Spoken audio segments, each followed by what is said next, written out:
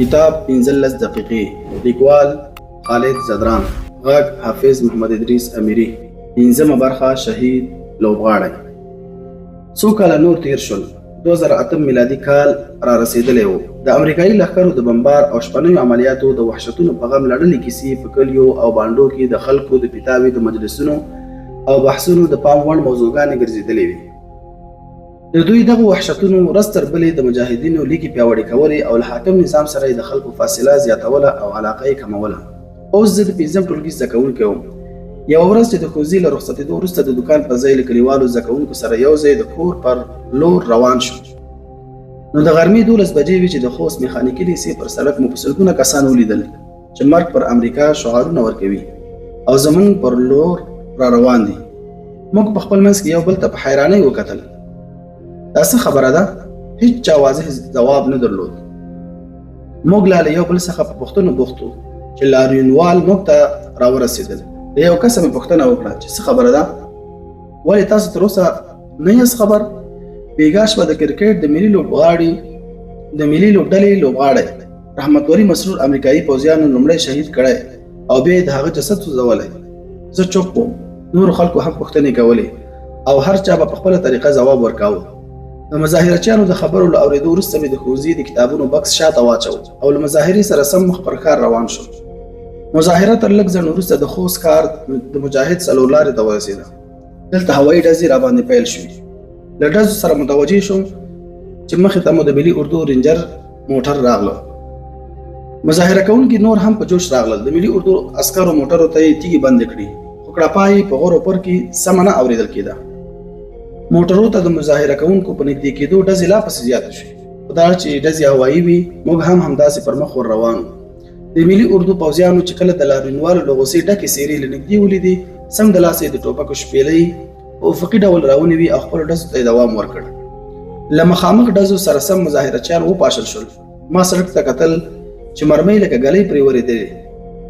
تیز مې ځان د سړک تر څنګ لښتي ته واچو او کړو په ملا په منډه بیرته د میخانیک سړک خواته روان شو.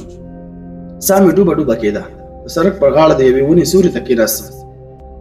د ونې سیوری ډېر یخ و. سوچ یوړم اوس به څومره لاریونوال لګېدلي او شهیدان شوي وي. ولې ملي اردو پر موږ ډزې وکړې؟ دې پوښتنو ته مې ځواب نشو موندلی. کرل ریبل و. په نړۍ کې د بشري حقونو دعویدارې امریکا او د هغوی هملاسو پر عدالت غوښتونکي لاریون مخامخ اور ورولی و. دا مرمۍ چې د لاریون پر لور شوټېدې په اصل کې کتار شوې پوښتنې وې چې له ما سره پیدا کېدې. په همدې فکرونو او اندېښنو کې ډوب کور ته روان شوم. سخته راته ښکاره شو چې هغه مرمۍ او دا نارې دې سره وجنګېږي او چغې دې بریالی شي. د ډاکټر صاحب ټوپک ته مې په لومړي ځل ډېره تنده احساس کړه. څو ځله مې په خیال کې د ډزو پر خوا ډزې وکړې. لاریونوال راپسې شول او کلي ته په رسېدو پوه شوم چې د رحمت ولی مسرور شهادت او د بېګناه لاریونوالو ټپي کېدو پر ټول کلي د غم تیاره راټیټه کړې ده.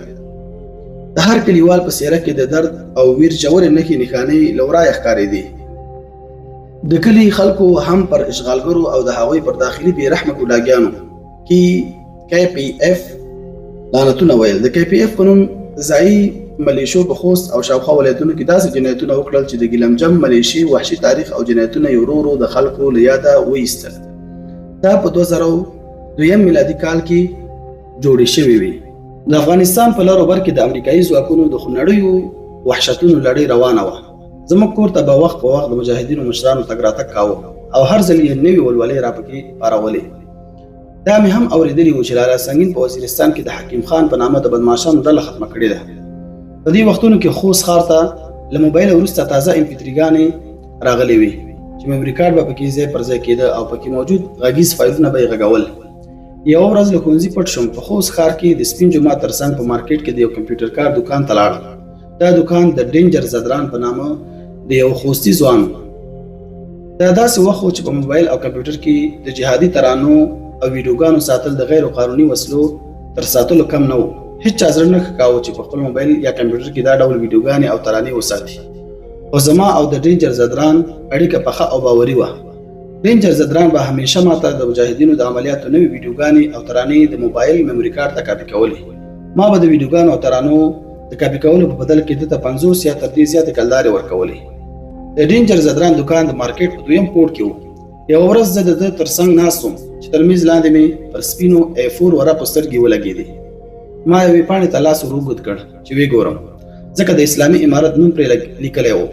ډینجر زدران مې لاس ټینګ ونیو چې دا امانت دی او نشي کولی چې ویې ګوري. او د بیا ټینګار له وجې مې ډینجر زدران په دې شرط راضي کړ چې هېڅ چاته به راز نه وایم.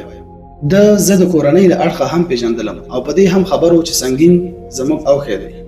د ورقو د کتلو او لوستلو اجازه یې راکړه.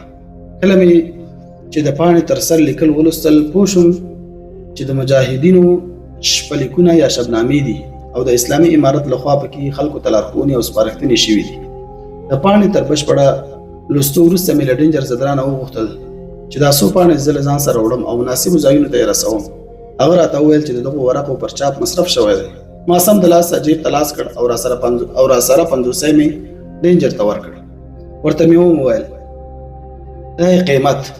زه نن د عملیاتو ویډیوګانې او ترانې نه کاپي کوم. ډینجر زدران په پټه خوله پیسې ور واخیستې. شپلیکونه مې ترې واخیستل او د ښوونځي په بکس کې مې ځای پر ځای کړل. د ښوونځي د رخصتېدو وخت پوره شو. کله چې دکان ته راغلم دلته ورځ را باندې کال شو. بیړه مې وه چې ژر کلي ته لاړ شم او د شپې په تیاره کې شپلیکونه تیت کړم.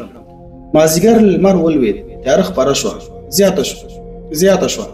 د ماسخوتن لمونځونه په جماعت وشول. خلک چې کورونو ته تلل، زه هم نیغ کور ته راغلم او د بکس زنځیر مې کش کړ. د ډینجر زدران چاپ شوي شبنامې مې له بکسه راواخیستې. په بهانه له کوره ووتلم او مخ پر قبله روان شو.